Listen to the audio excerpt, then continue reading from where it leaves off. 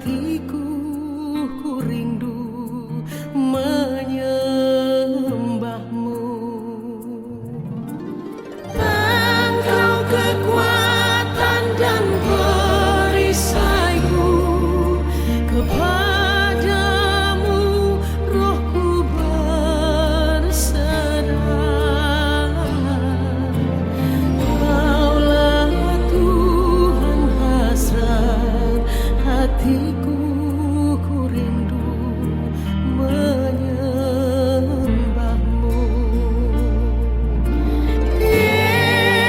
Yesus, Yesus, kau berarti bagiku.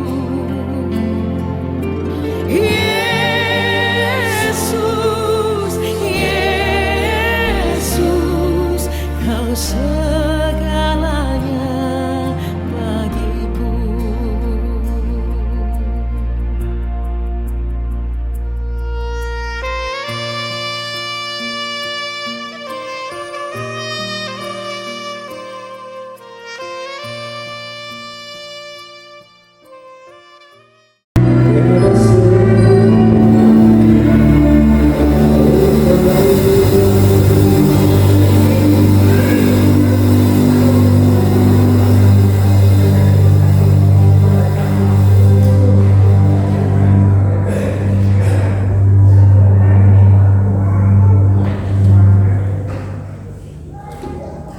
Shalom, Ibu Bapak Saudara sekalian. Jemaat yang terkasih, mari kita memulai ibadah kita pada pagi hari ini. Sebelum kita mulai, silakan untuk bisa memberikan saat teduh sebagai persiapan kita pada ibadah.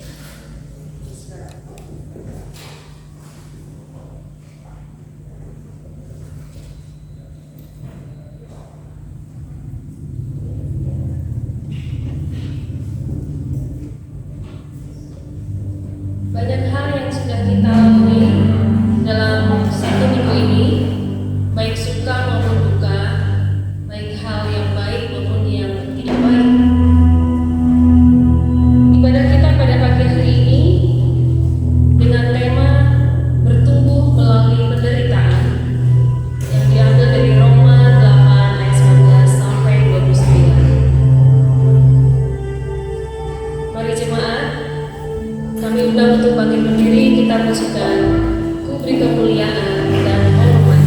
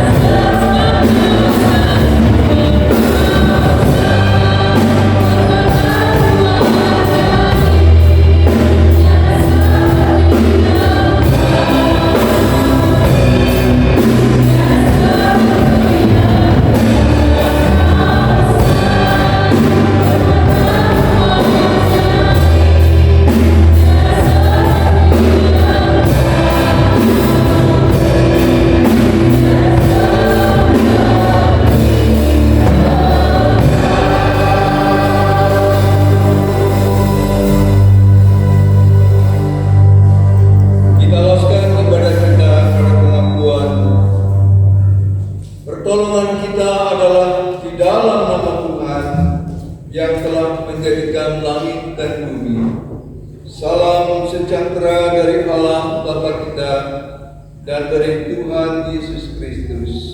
Amin. Haleluya.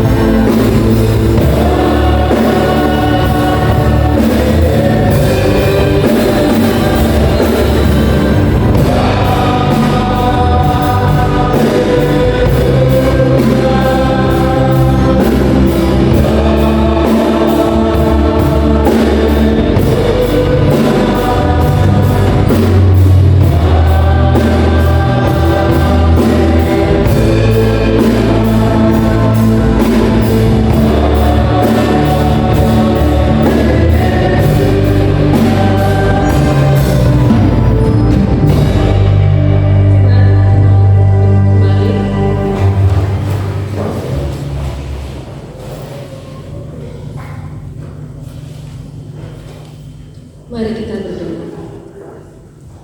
Selamat pagi ya Bapa, selamat pagi Yesus, selamat pagi ya Roh Kudus. Ini kami ya Tuhan, anak-anak-Mu yang rindu untuk duduk memuliakan nama-Mu Tuhan, dengan segala kekurangan kami, dengan dosa dan kekurangan kami ya Tuhan. Kiri yang Kau layakan kami ya Tuhan Yesus, untuk bisa menerima berkat-berkat-Mu pada hari ini.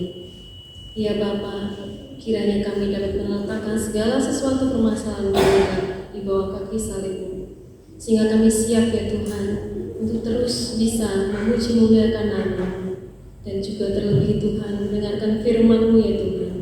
Kiranya Tuhan urapi hamba-Mu ya Tuhan dalam menyampaikan firman-Mu, dan kami dapat menerimanya di tempat hati dan tubuh kami ya Tuhan, yang penuh dengan siraman dan air hidup daripada Tuhan Yesus. Dan kami percaya Tuhan, berkat-Mu tidak akan terlewatkan ya Tuhan, dan kami pulang dengan kelimpahan berkat daripada Tuhan Yesus. Terima kasih Bapa, Yesus Roh Kudus. Kami serah dalam tangan-Mu ibadah kami ini, hanya di dalam nama Tuhan dan Juru Selamat kami. Haleluya. Amin.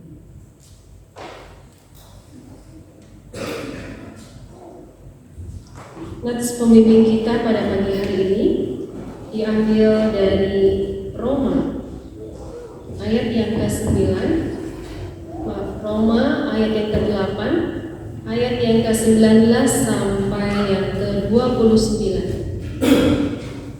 Roma 8 ayat 19 sampai 29. Kita akan baca bergantian. Untuk yang ayat 19, 21, 23 dan selanjutnya oleh kaum wanita, untuk yang 20, 22 dan selanjutnya oleh kaum pria. Kita mulai 1, 2, 3. Sebab dengan sangat rindu seluruh makhluk menantikan saat anak-anak Allah dinyatakan. Karena seluruh makhluk telah dilakukan kepada sia-sia, bukan oleh kehendak sendiri, tetapi oleh kehendak Dia yang telah melakukannya. Tetapi dalam pengharapan, karena makhluk itu sendiri juga akan dimerdekakan dari perbudakan, kebinasaan, dan masuk ke dalam kemerdekaan kemuliaan anak-anak Allah. Sebab kita tahu bahwa sampai sekarang segala makhluk sama-sama mengeluh dan sama-sama merasa sakit-sakit. Dan bukan hanya mereka saja, tetapi kita yang telah kita juga mengeluh dalam hati kita sambil menantikan pengangkatan sebagai anak, yaitu pembebasan tubuh kita. Sebab kita diselamatkan dalam pengharapan, tapi pengharapan yang indah, bukan pengharapan lagi. Sebab sebagaimana kondisi mengharapkan apa yang tidak. Tetapi jika kita mengharapkan apa yang tidak kita lihat, kita menantikannya dengan tekun. Demikian juga kalau bagi kita dalam kelemahan kita, sebab kita tidak tahu bagaimana sebenarnya kita berdoa. Tapi Roh sendiri berdoa kita kepada Allah dengan perbuatan yang tidak terucapkan. Dan Allah yang menyelidiki hati nurani mengetahui maksud Roh itu, yaitu bahwa Ia sesuai dengan kehendak Allah berdoa untuk orang-orang kudus. Kita tahu sekarang bahwa Allah akan mencari segala sesuatu untuk mendatangkan kebaikan bagi mereka yang mengasihi Dia, yaitu bagi mereka yang dipanggil sesuai dengan rencana Allah. Bersama-sama, sebab semua orang yang dipilihnya dari semula, mereka juga ditentukannya dari semula untuk menjadi serupa dengan gambaran anaknya, supaya Ia, anaknya itu, menjadi yang subur di antara banyak saudara. Amin.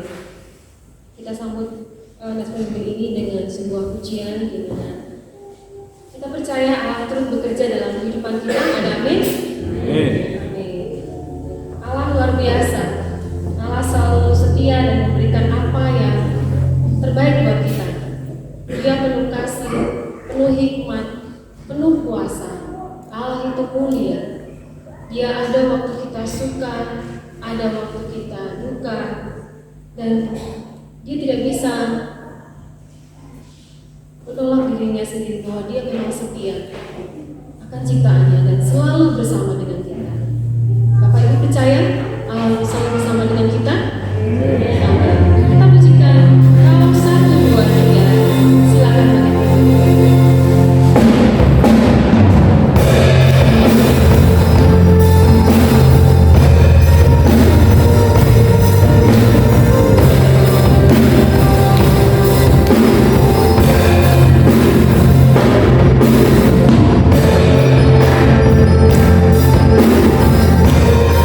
Ku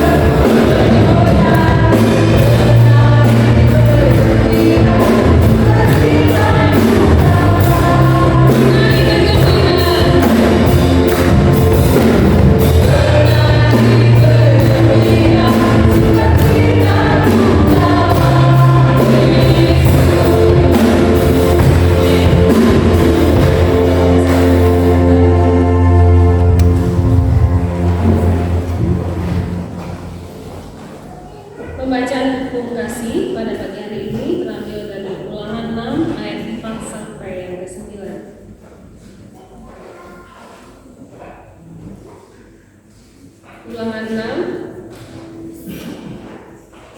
ayat 4 sampai ke 9. Kita akan baca bersama-sama.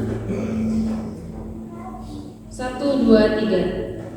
Dengarlah hai orang Israel, Tuhan itu Allah kita, Tuhan itu Esa. Kasihlah Tuhan Allahmu dengan segenap hatimu, dan dengan segenap jiwamu, dan dengan segenap kekuatanmu. Apa yang dikatakan pada hari ini haruslah engkau perhatikan. Haruslah engkau mengajarkannya berulang-ulang kepada anak-anakmu, dan membicarakannya apabila engkau bangun di rumah, apabila engkau sedang dalam perjalanan, apabila engkau berlari, dan apabila engkau bangun. Haruslah juga engkau mengikatkannya sebagai tanda pada tanganmu, dan haruslah itu menjadi lambang di dahimu. Dan haruslah engkau menuliskannya pada tiang pintu rumahmu dan pada pintu gerbang.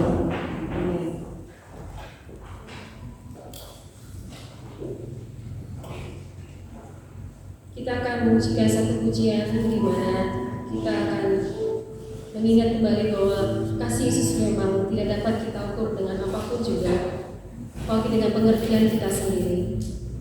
Dia telah mati menggantikan kita dan curahkan darahnya menebus dosa kita. Tak terukur kasih Tuhan Yesus, Kau telah mati menggantikan dirimu. Kau curahkan darahmu menebus dosa. Kasih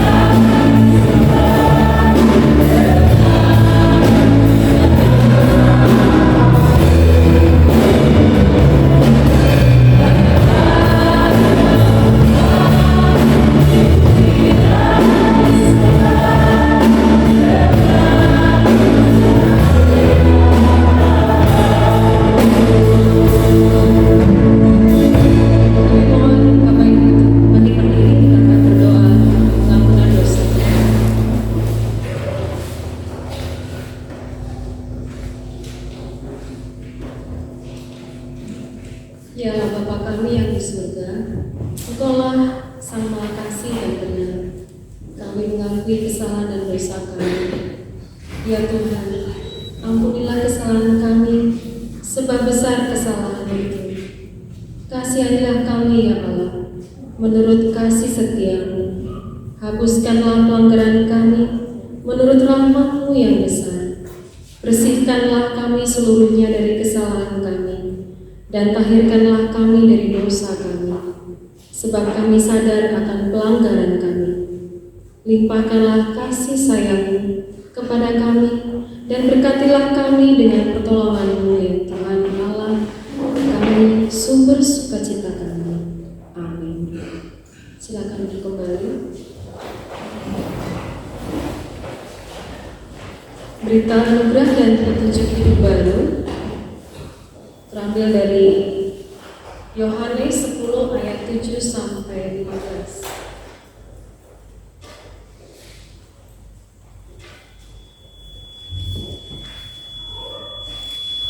Yohanes 7 Yohanes 10 ayat 7 sampai 15. Kita akan baca bersama-sama Bapak Ibu Saudara. Kita mulai 1, 2, 3.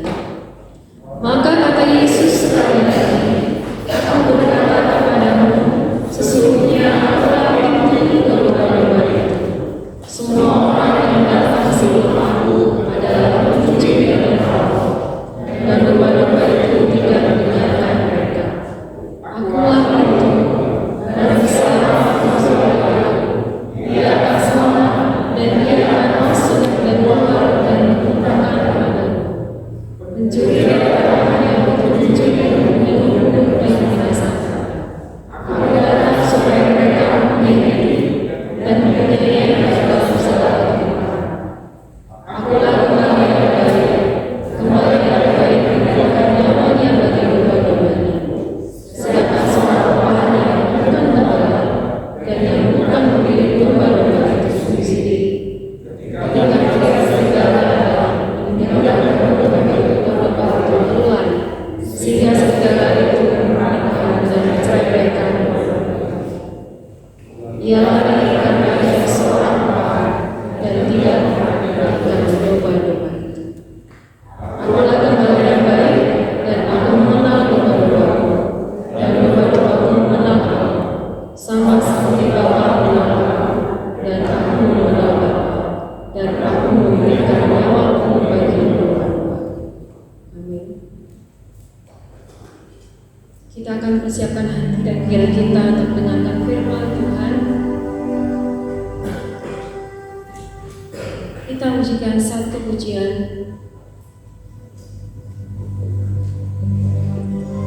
Di jalan kita diiringi oleh Yesus Tuhan. Meskipun mungkin kita ada keraguan atau kebimbangan atas apa yang harus kita lakukan, tapi Tuhan Yesus selalu bisa menemani kita asal iman kita teguh. Di jalan tubuh diiringi oleh Yesus Tuhan.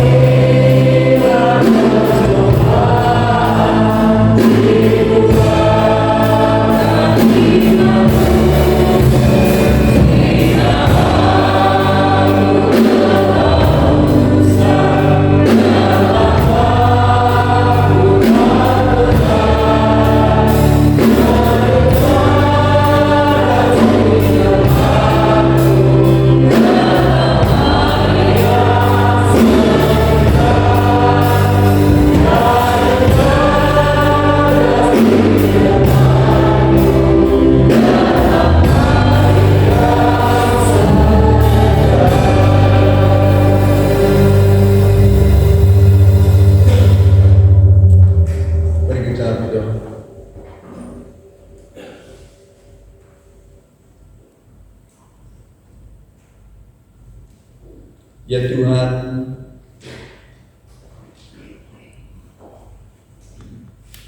jalan kebenaran dan hidup,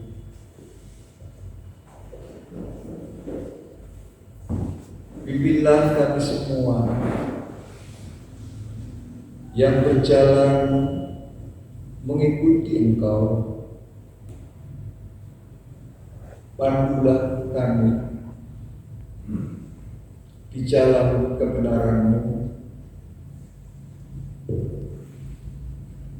agar kami mampu menghidupi hidup-Mu, menghidupi jalan dan kebenaran-Mu, agar dengan iman yang kuat dan teguh kami semua semakin bertumbuh dan sampai kepada tujuan akhir kehidupan kami dengan selamat. Terima kasih firman-Mu kiranya menuntun kami, mencerahkan kami dan memberikan dorongan, semangat kemauan agar kami dimampukan bukan saja memahami dengan akal kami, menghayati dengan hati kami, tetapi juga melakukannya di dalam tindakan kami. Terpujilah nama-Mu di dalam Kristus Sang Firman yang hidup, kami berdoa. Amin.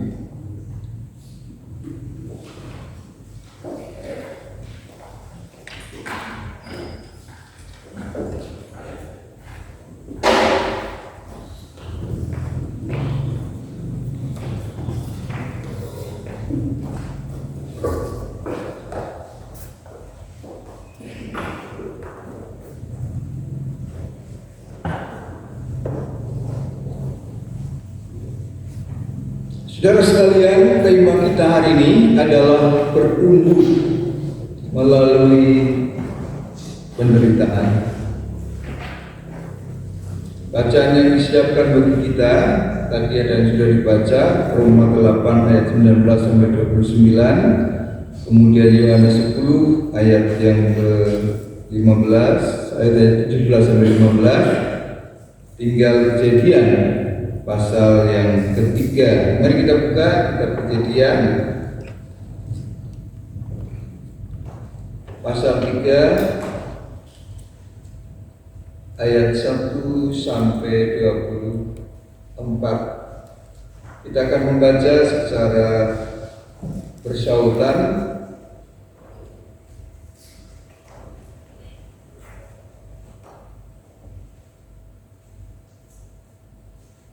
Saya akan membacakan ayat yang kecil, Bapak Ibu dan Saudara, ayat yang genap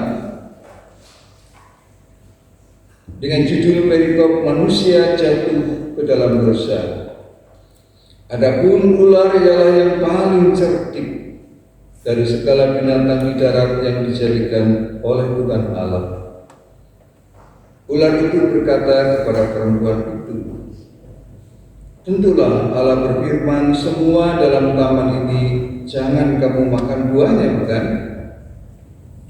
Lalu satu perempuan kepada ular itu, buah pohon-pohonan dalam taman ini boleh kamu makan, tetapi tentang buah pohon yang ada di tengah-tengah taman, Allah berfirman, jangan kamu makan ataupun raba buah itu, nanti kamu mati.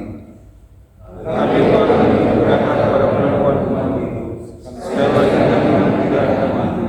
Tetapi Allah mengetahui bahwa pada waktu kamu memakannya, matamu akan terbuka, dan kamu akan menjadi seperti Allah, tahu tentang yang baik dan yang jahat. Perempuan itu menyadari bahwa buah pohon baik itu mana dan tidak bedakannya. Lagi pula pohon itu ada dalam membentuk manusia. Lalu dia mengambil dari buahnya, dan dimakannya, dan diberikan juga kepada suaminya yang bersama-sama dengannya. Dan suaminya pun makan. Maka terbukalah mata mereka berdua dan mereka tahu bahwa mereka telanjang. Lalu mereka menyemat daun pohon ara dan membuat cawat. Ketika mereka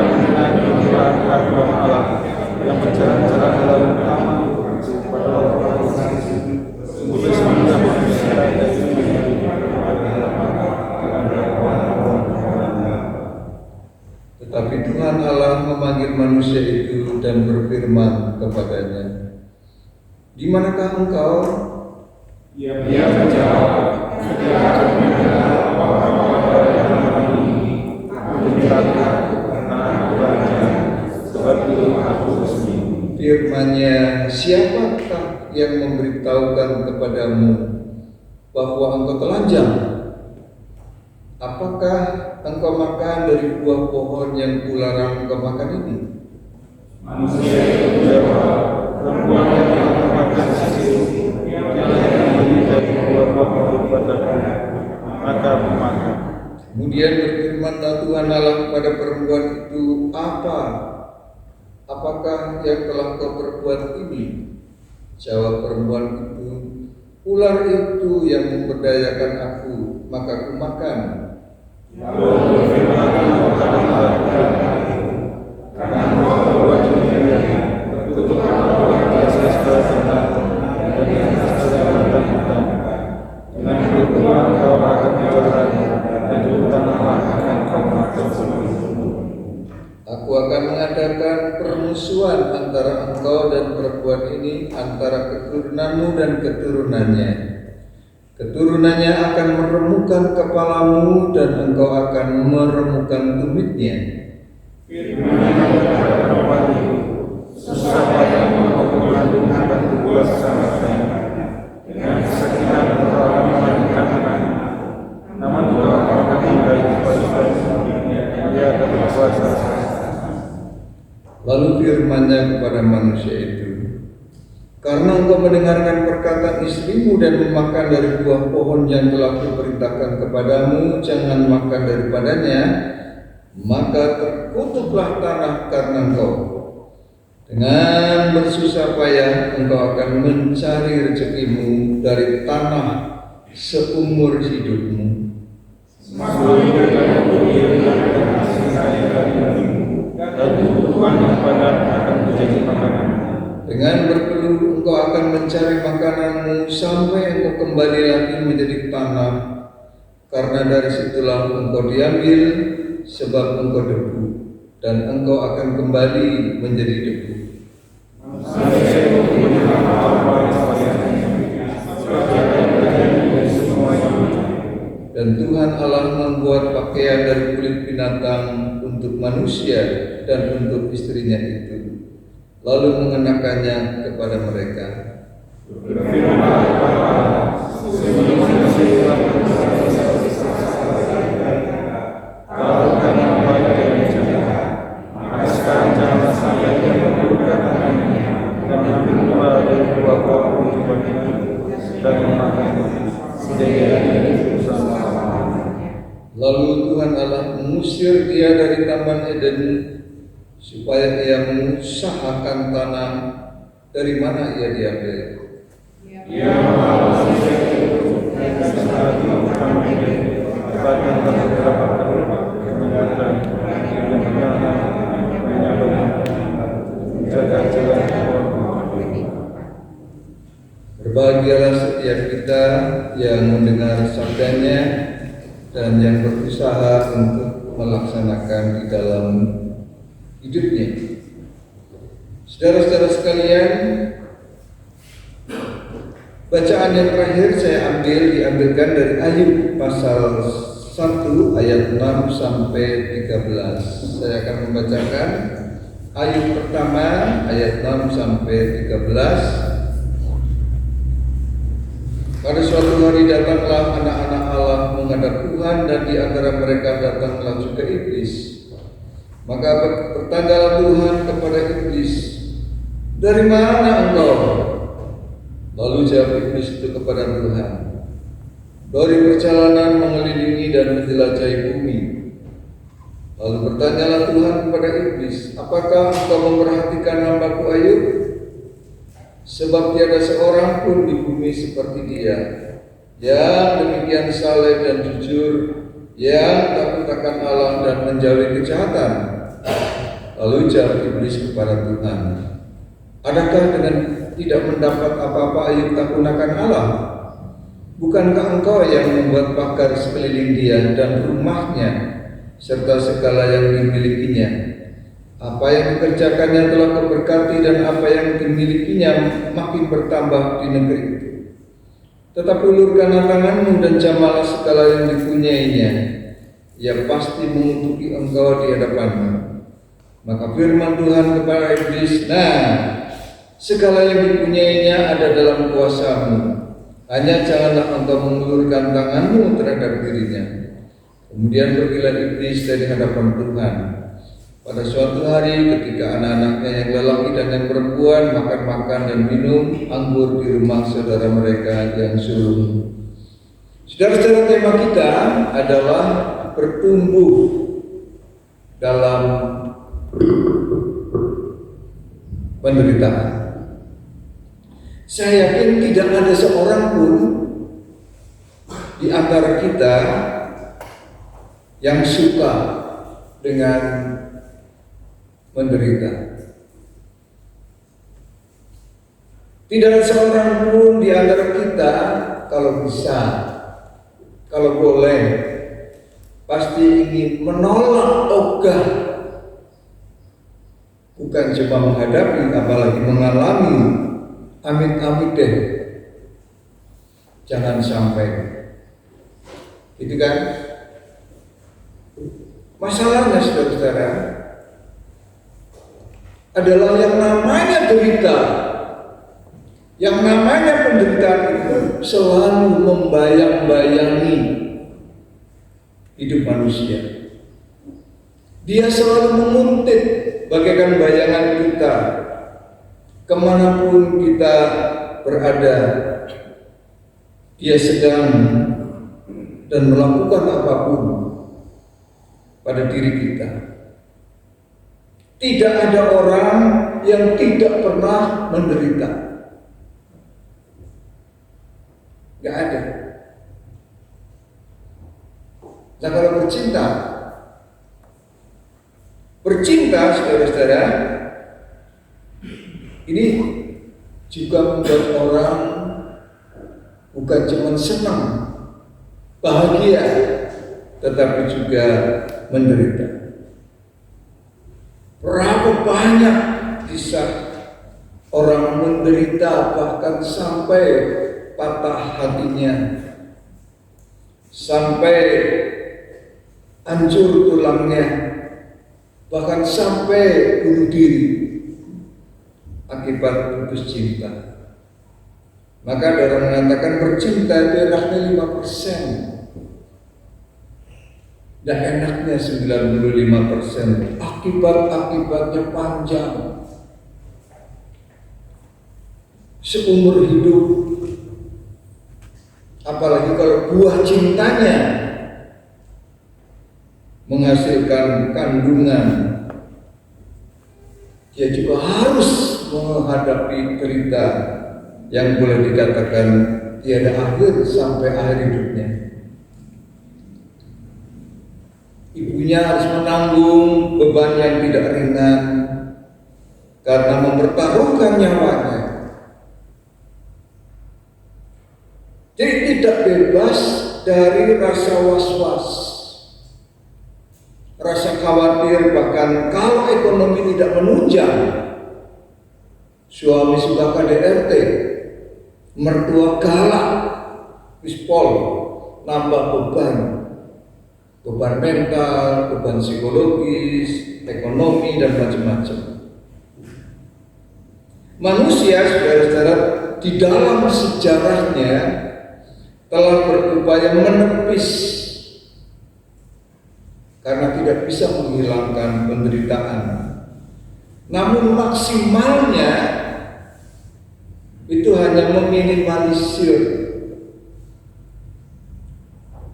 tidak bisa menghapus sama sekali, nonsens, mustahil.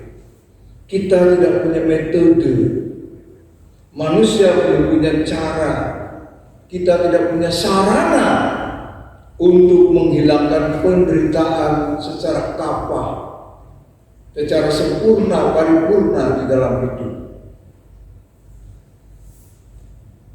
Maka meskipun kita tidak suka, Meskipun kita tidak berharap, kalau toh kita tidak ingin, namun yang namanya derita adalah bagian dari hidup kita.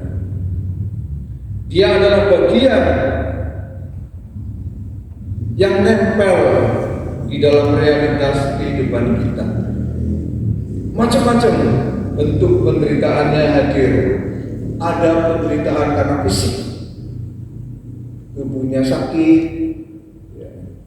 Ada penderitaan karena emosi.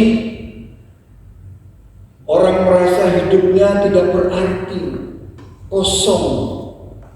Ngapain hidup kok kayak gini benar? Mengisolasi diri, menyendiri. Ada yang karena mental, penderitaan mental, dan macam-macam. Nah, pertanyaan yang kita renungkan, saudara-saudara, dari mana sebenarnya datangnya penderitaan itu? Dan kenapa Tuhan kok diam? Membisu, Alkitab juga bungkam terhadap semua itu. Serta untuk apa penderitaan itu? Kalau ada, kan Tuhan menghadirkan sesuatu tidak pernah tanpa tujuan. Ya kan? Tuhan mengadakan sesuatu tidak pernah ada begitu saja tanpa tujuan. Pasti ada peran dan fungsi penderitaan, ada manfaatnya. Nah, hari ini kita belajar tentang manfaatnya, bagaimana supaya bertumbuh di dalam penderitaan. Dari bacaan yang panjang, saudara-saudara, kita mau menyimpulkan secara ringkas, secara padat. Kalau ditanya dari mana datangnya penderitaan, Alkitab bersaksi bahwa penderitaan itu tidak akan pernah hilang dari sejarah manusia, dari hidup manusia, sebagai konsekuensi logis dari hidup yang semau gue, hidup yang tidak mau menjaga komitmen, merawat komitmen hidup di dalam Tuhan, yang dengan enteng dia melampaui batas wewenang yang Tuhan berikan, yaitu dengan nekat dan seenaknya makan buah terlarang. Maka hati-hati hai anak-anak muda, hati-hati hai para suami dan istri, jangan gampang tergiur dan terangsang dengan yang namanya buah terlarang. Enak sih buah terlarang itu.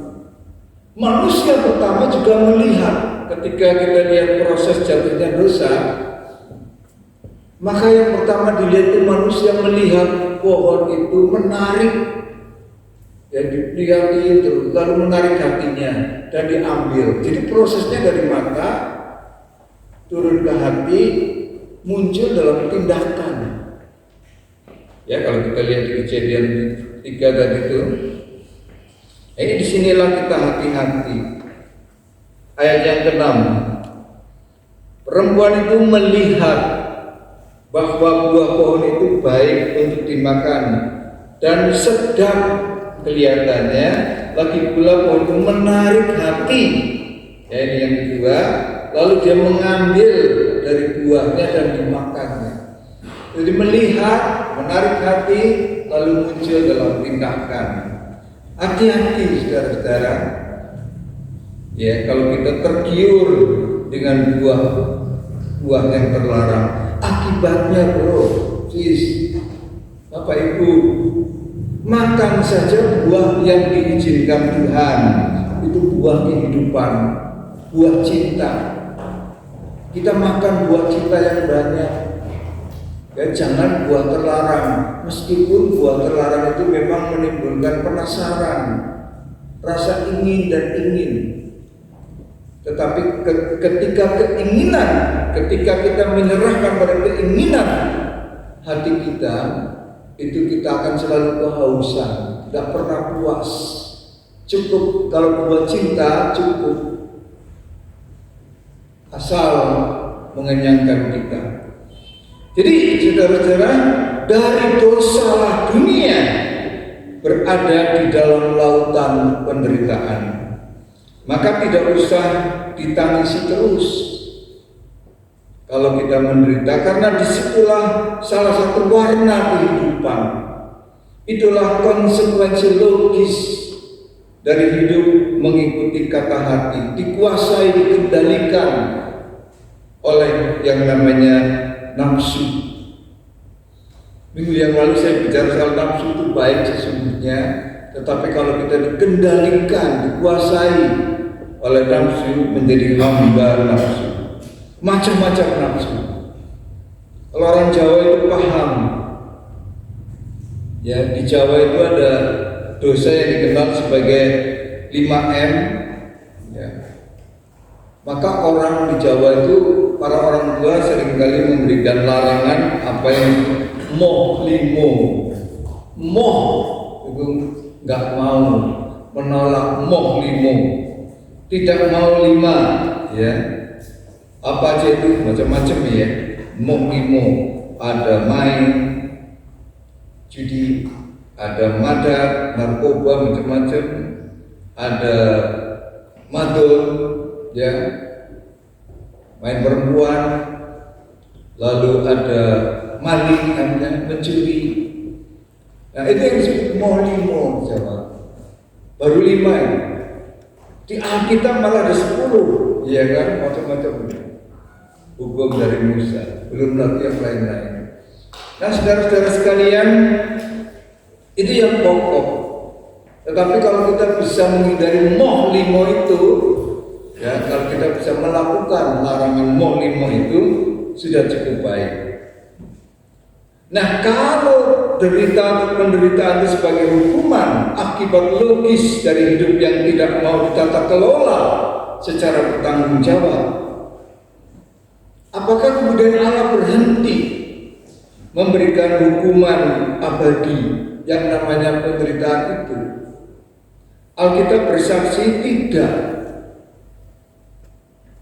Allah tidak hanya menghukum, ya, tetapi di samping hukuman ada anugerah. Nah, ini uniknya kasih Allah, saudara-saudara. Tidak terselangi jalan-jalannya, tidak dapat diukur betapa lebar, betapa panjang, betapa tinggi dan dalamnya kasih Allah, kata Paulus kepada jemaat di Efesus. Nah, itulah seluruh kesaksian Alkitab. Jadi pertama-tama tindakan Allah memang menghukum, tetapi hukuman itu selalu disertai, diiringi dengan janji berkat, dengan janji selamat, janji penyertaan. Adam dan Hawa itu dihukum, tetapi pada saat vonis dijatuhkan Allah, itu serempak Allah menjanjikan janji induk. Bukan cuma hukuman hidupmu menderita karena sampai kau menjadi tanah kembali, artinya hidup kita mau berjuang, tapi juga Dia memberikan Injil yang pertama, janji yang pertama, yaitu dari perempuan ini, keturunan perempuan ini akan meremukkan kepala si ular, kuasa si ular, dan dari keturunan si ular itu akan meremukkan tumit dari anak perempuan itu, yaitu salib Kristus. Itu sejak awal, dari awal Allah sudah merancang. Begitu manusia jatuh, rancangan Allah langsung dicanangkan, langsung diproklamasikan, dideklarasikan. Dari perempuan ini maka akan meremukkan kepala si ular, dan dia akan menemukan tumitnya. Jadi ada tindakan hukum, tetapi juga ada janji keselamatan. Nah, saudara-saudara sekalian, kesalahan lama yang dipertahankan banyak orang Kristen atau pembaca Alkitab itu hanya melihat penderitaan itu sebagai akibat dosa. Ini kesalahan yang lama yang umum. Ya kan? Tetapi kalau mau terbuka terhadap substansi dari dosa, ternyata saudara-saudara, ini menarik nih, bahwa di samping manusia diusir keluar dari taman keindahan, sesungguhnya melalui peristiwa itu, pengusiran itu, terjadi evolusi pemikiran yang luar biasa pada diri manusia, yaitu dari manusia primitif menjadi manusia berbudaya. Adam yang hidupnya sangat primitif dan instinktif berdasarkan naluri saja, berpakaian gak bersih. Tetapi kejatuhan di dalam dosa membuat mereka itu tiba-tiba terjadi evolusi yang luar biasa. Dia mulai ketakutan, ngumpet, tetapi mencari telanjang, jadi mencari penutup yang kemudian dibuatkan oleh Allah.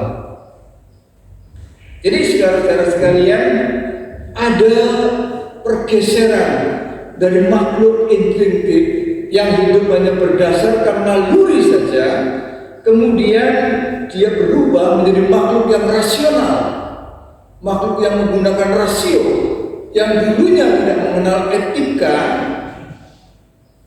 berubah menjadi makhluk yang beretika, tahu mana yang pantas, mana yang tidak. Maka Tuhan mengatakan manusia sekarang tidak tahu mana yang baik dan mana yang tidak baik.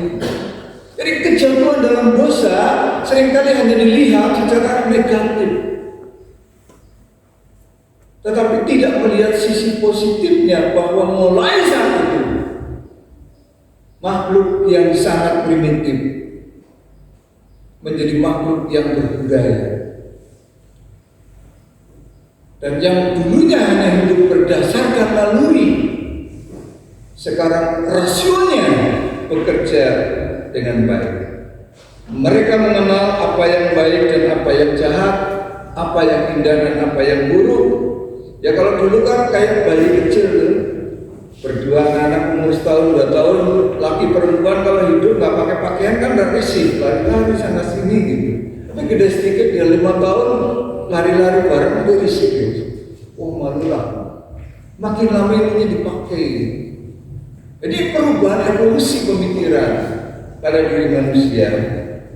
Nah saudara-saudara sekalian, jadi pada satu sisi derita akibat hukuman, mereka juga bertumbuh di dalam pengertian, rasionya bekerja, bertumbuh dalam kehidupan etis, etika, ngerti kesantunan, ngerti kesopanan, tahu mana yang boleh dan mana yang tidak boleh, mana yang patut dilakukan dan mana yang tidak patut dilakukan. Ya bedanya makhluk instinktif dengan makhluk yang rasional yang tahu etik apa. Kalau kita lihat ada anjing pada musim kawin, dia lihat anjing jantan lihat anjing betina,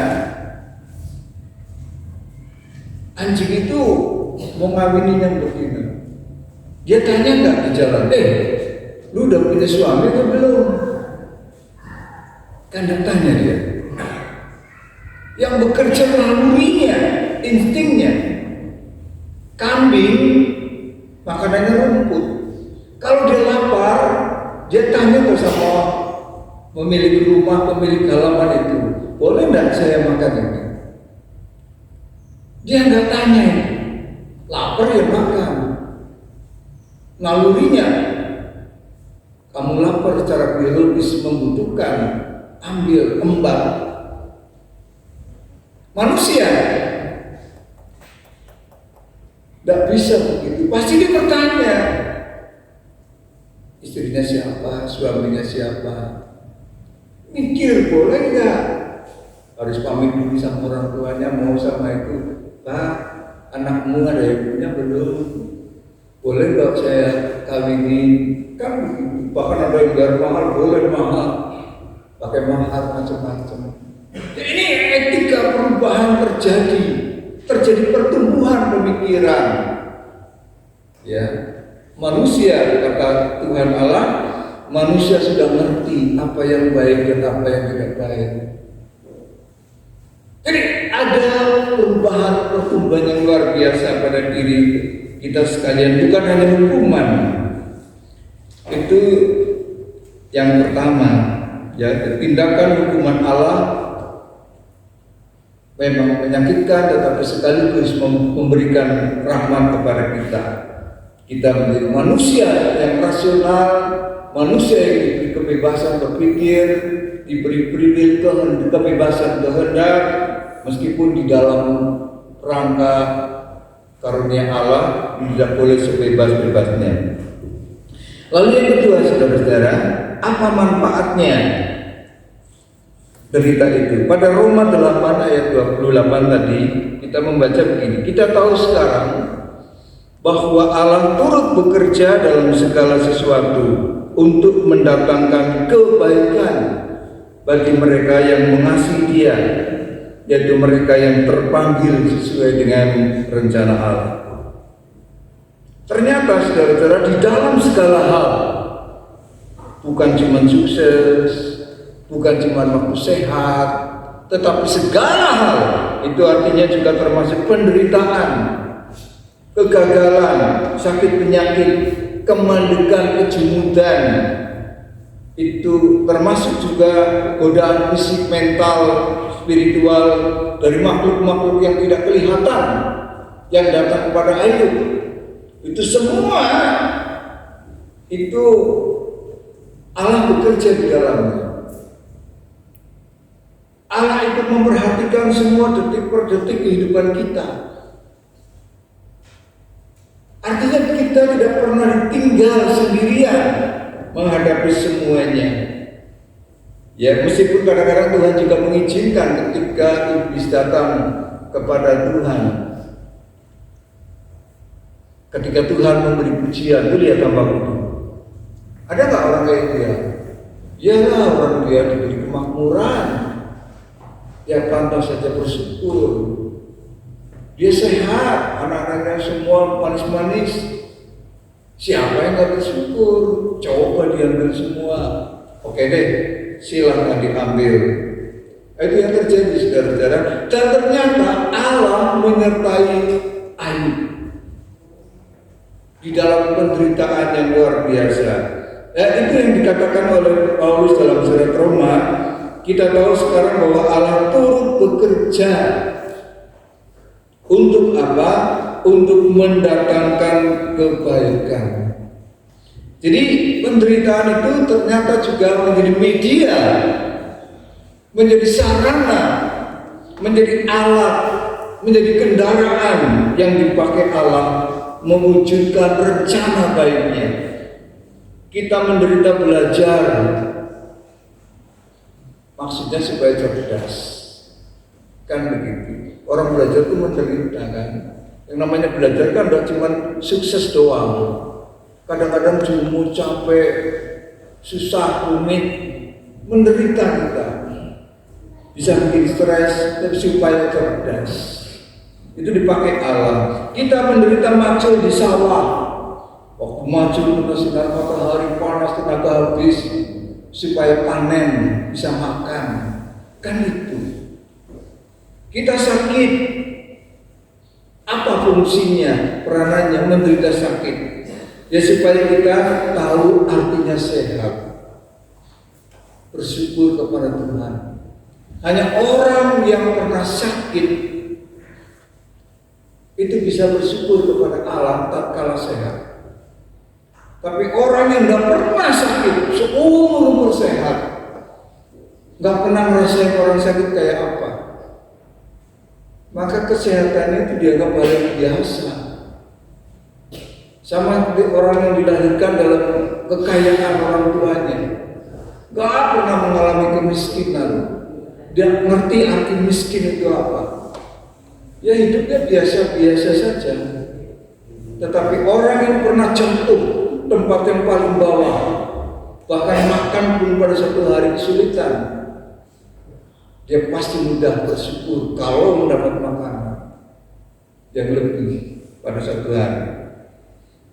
Nah, kita nggak punya duit, peranannya apa? Kita akan menghargai duit.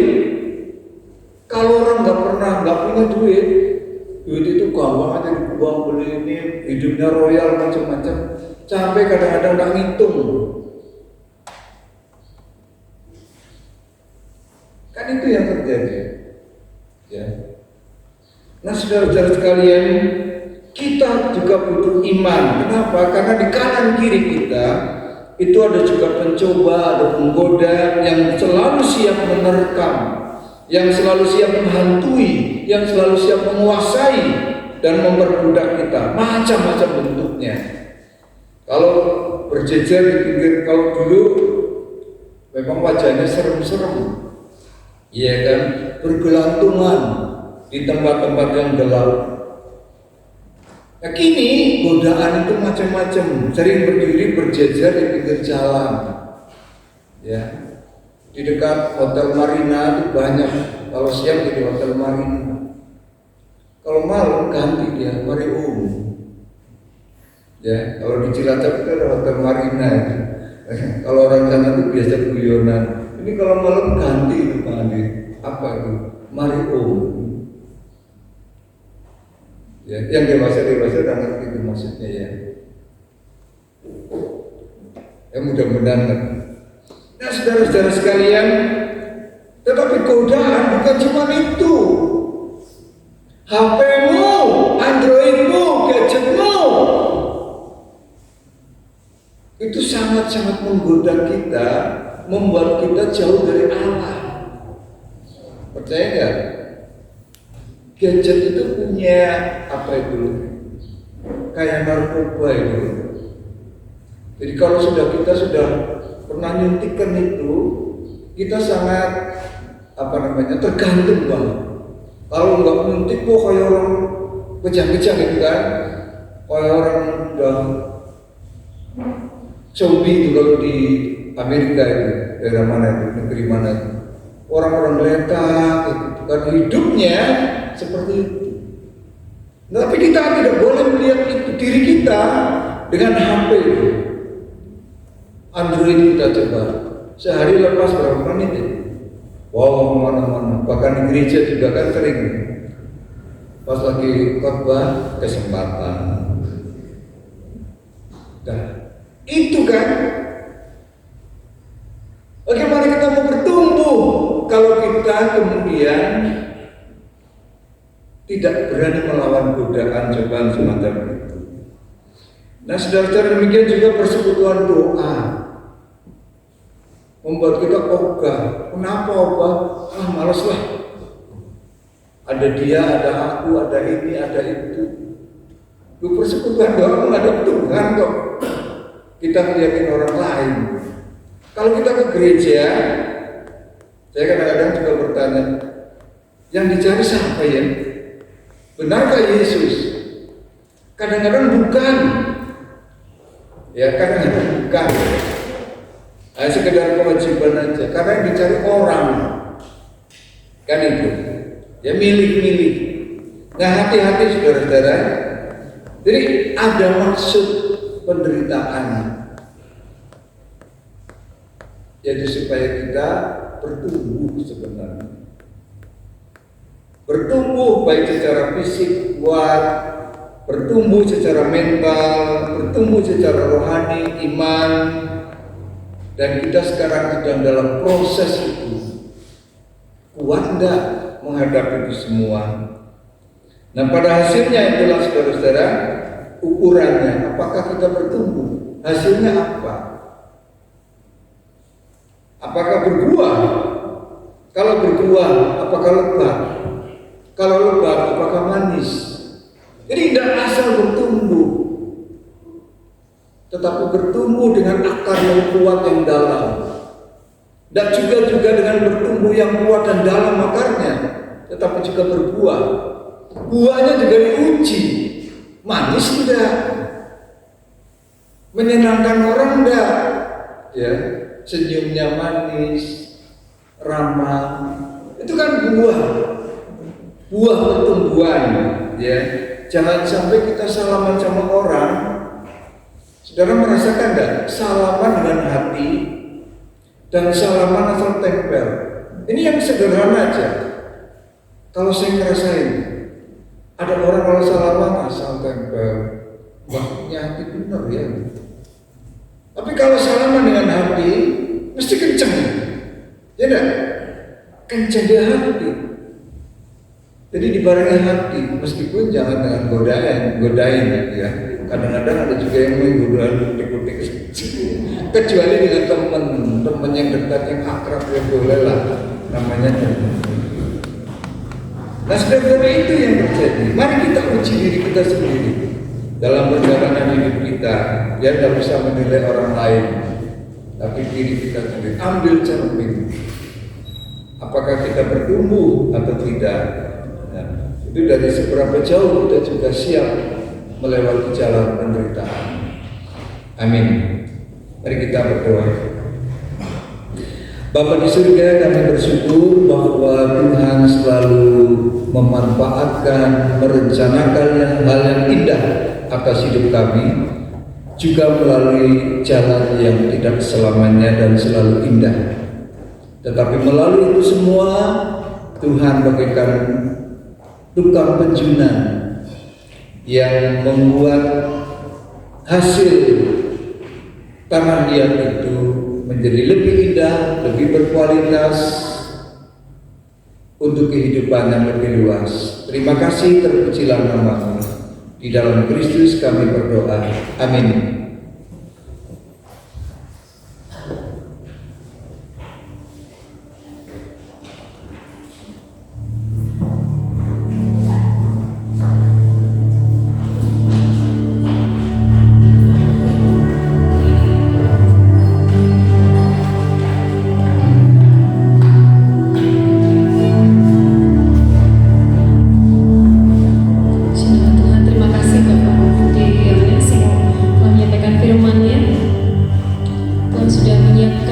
Sesuatunya buat kita, sehingga pakaian pun Tuhan buatkan untuk Adam dan Hawa.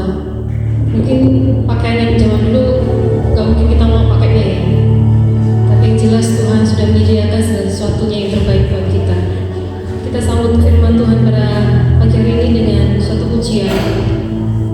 Kau hiasi kehidupanku dengan kemurahan-Mu, Kau rancangkan masa depanku penuh dengan harapan.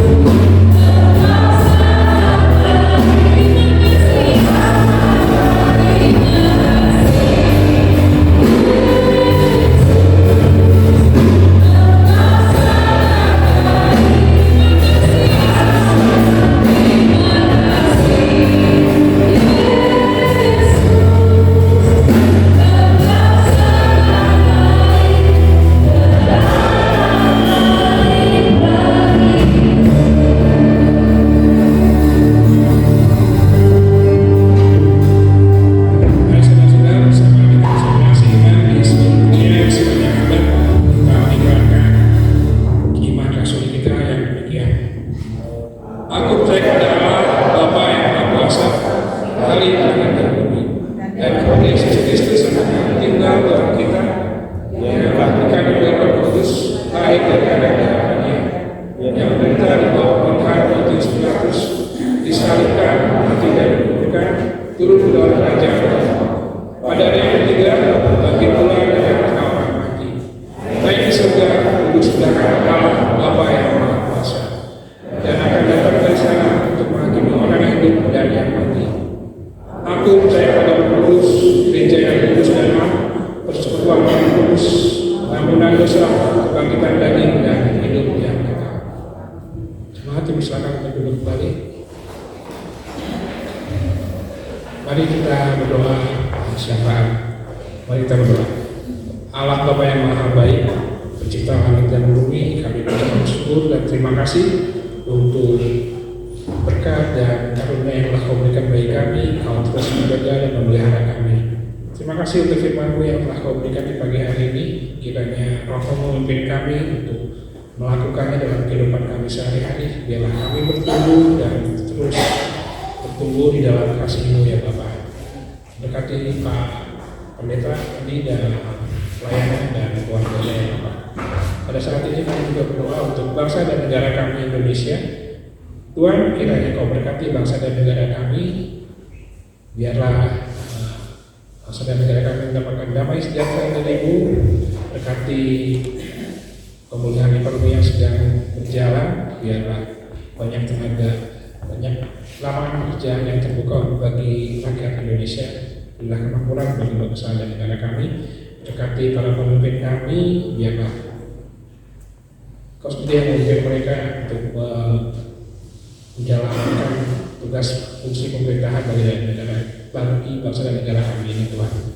Kami juga berdoa untuk Sugar Group Companies, tempat saluran berkat-Mu bagi kami yang bekerja di sini. Kiranya Kau berkati Sugar Group Companies ini Tuhan, biarlah itu perusahaan ini bisa semakin maju, semakin makmur ya Bapak.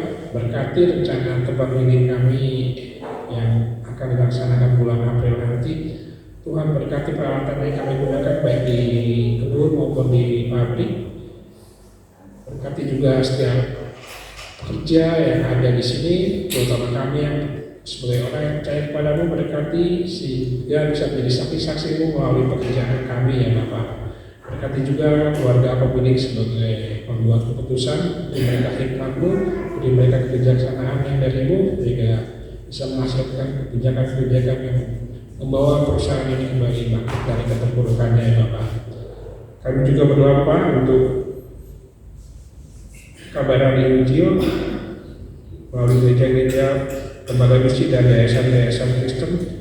Tuhan berkati segala kegiatannya sehingga bisa menjadi saksi-saksi-Mu di muka bumi ini melalui tindakan-tindakan nyata dalam kehidupan sehari-hari bagi masyarakat di sekitarnya. Kami juga berdoa untuk POP GPM.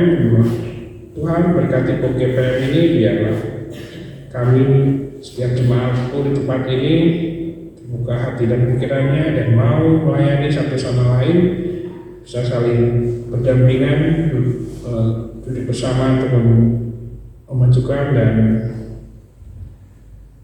memajukan pelayanan di tempat ini.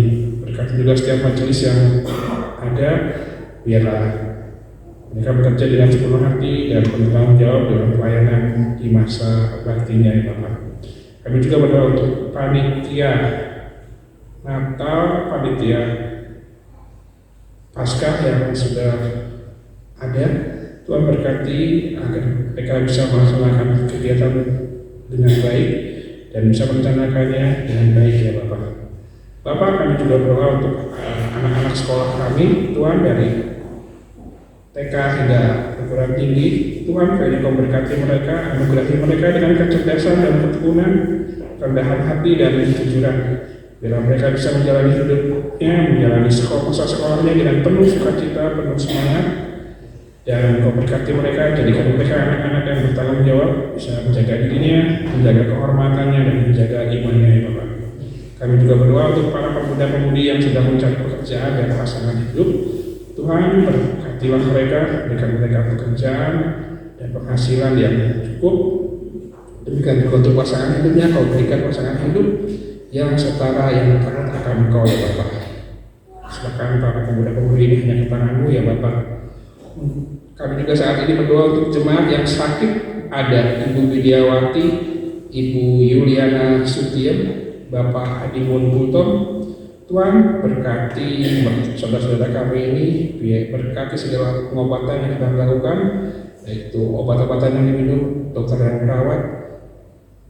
Tuhan berkati sehingga bisa menjadi saluran penyembuhan-Mu ya Bapak. Berkati juga keluarga yang merawat dan mendampingi, beri mereka kesabaran, ketabahan, dan kekuatan fisik yang terima ya Bapak, sehingga bisa mendampingi dan menemani saudara kami yang sakit ya Bapak.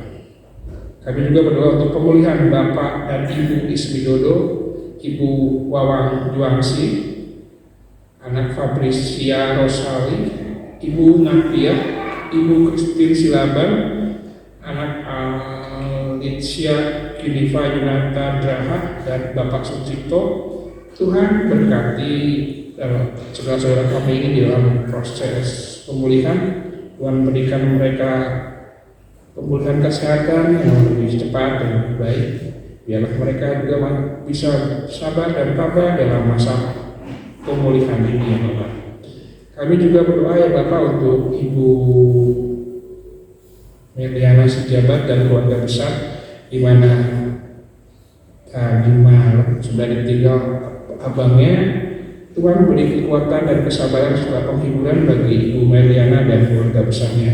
Saat ini Ibu Meli dalam perjalanan menuju tempat duka, dan Engkau sertai tibakan dengan selamat sampai di tempatnya ya Bapak. Kami serahkan keluarga Ibu Meli kepada-Mu ya Bapak. Kami juga berdoa untuk para lansia kami ya Tuhan, yang ada di site maupun di luar site. Tuhan berkati para orang tua kami ini, biarlah mereka bisa menikmati masa-masa tuanya dengan penuh sukacita, penuh kesabaran, dan terus berharap kepada-Mu ya Bapa. Demikianlah doa-doa kami ini ya Tuhan. Kami akan tutup dengan doa yang Kau ajarkan, yaitu doa Bapa kami yang demikian. Bapa kami yang di surga, dikuduskanlah nama-Mu, datanglah kerajaan-Mu, jadilah kehendak-Mu di bumi seperti di surga. Berilah kami pada hari ini makanan kami yang secukupnya, dan ampunilah kami akan kesalahan kami, seperti kami juga mengampuni orang yang bersalah kepada kami. Dan janganlah bawa kami ke dalam percobaan, akan lepaskanlah kami dari yang jahat. Karena Engkau yang punya kerajaan dan kuasa dan kemuliaan sampai selama-lamanya. Amin.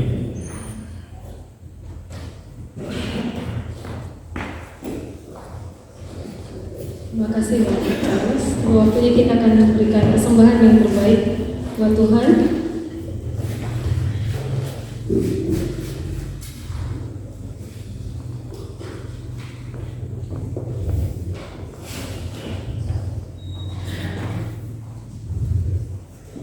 Nah, persembahan kita pada pagi hari ini terambil dalam Roma 12.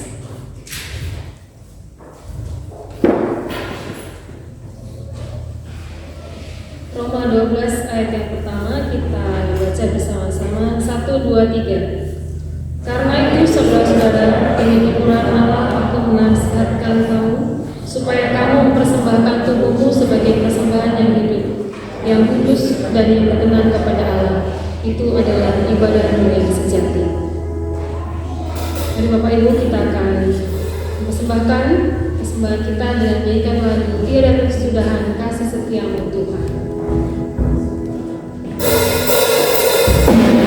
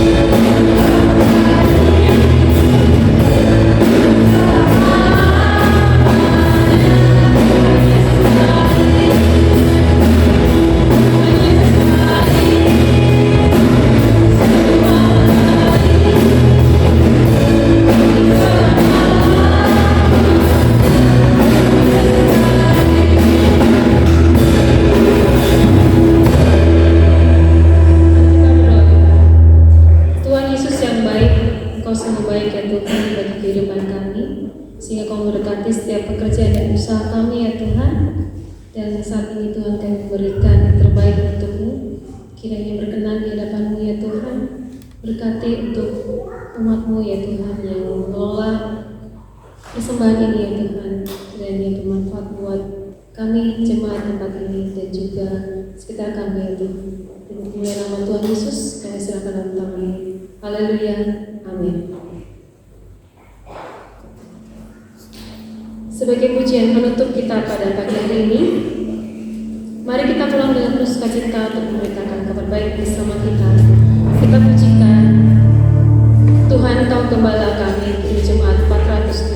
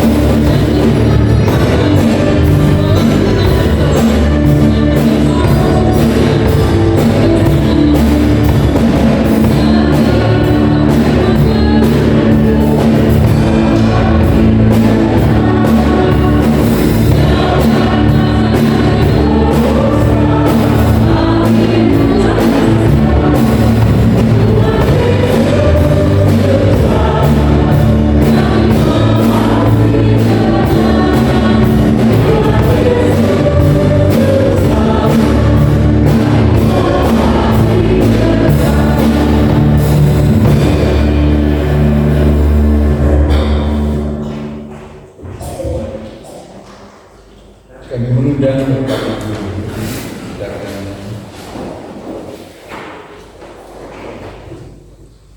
mengakhiri ibadah kita untuk menjadi pejuang-pejuang yang tangguh agar di dalam seluruh kehidupan kita, termasuk dalam berita, kita terus bertumbuh dan menjadi saksi dimanapun kita berada. Terimalah berkat Tuhan.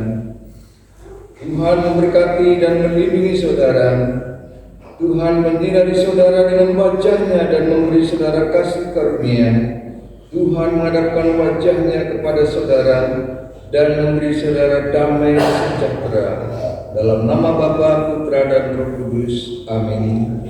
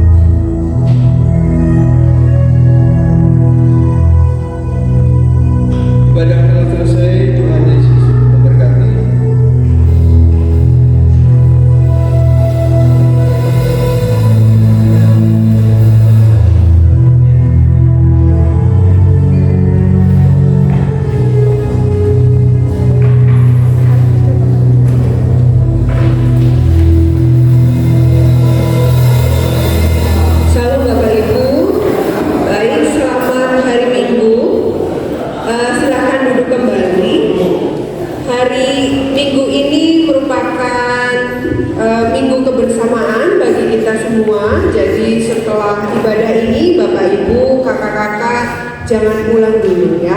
Kita akan bersama-sama menikmati berkat Tuhan di belakang yang sudah disediakan dari kita semua dan untuk kita semua. Mari kita berdoa untuk menerima berkat Tuhan. Tuhan Allah Bapa kami yang hidup, kami mengucap syukur jika Tuhan memberkati POP GPM, jemaat-jemaat yang berada di sini. Kami juga mengucap syukur untuk setiap kasih setia Tuhan yang melimpahkan berkat bagi kami semua Tuhan. Kami bersyukur untuk setiap jemaat yang boleh membagikan berkatnya yang akan kami nikmati siang hari ini. Kiranya Tuhan juga memberkati setiap jemaat-Mu yang juga saat ini mengalami kesulitan, Tuhan. Terima kasih Tuhan Yesus, kami terima berkat-Mu dengan penuh sukacita. Haleluya.